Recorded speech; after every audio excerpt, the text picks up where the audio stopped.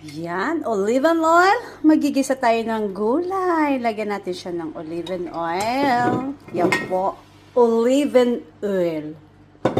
At ilalagay na po natin ang ating mga pampa-aroma. Yan, bawang sibuyas at luya.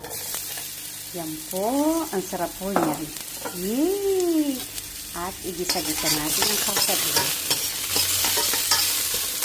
Saglit, at inyong panoorin po ang aking long video. Yan. At ilagay na po natin ang ating chicken.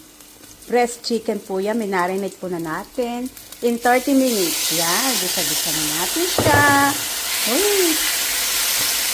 Masarap talaga to. Gisang gulay with chicken breast. Yan. Nausok-usok pa. Usok-usok.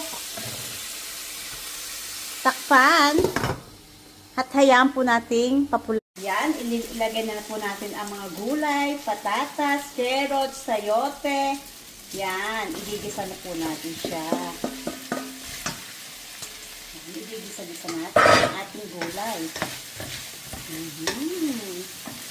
Yan po ang ating lulutuin na ngayong araw ng Biyernes, ang ating gulay.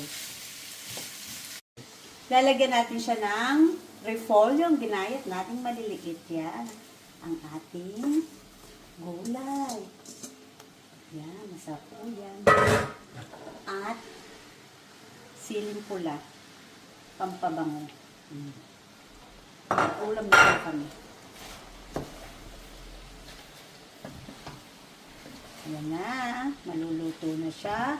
Hindi ko na po siya lalagyan ng tubig at siya po ay mag-produce ng tubig ang ating gulay.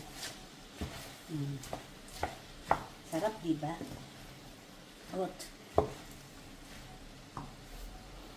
Yan ang ating lutong gulay. Yan, masarap na po siya. Okay na siya, luto na. Pwede nang kumain tayo ng tanghalian. Luto na ang ating gulay.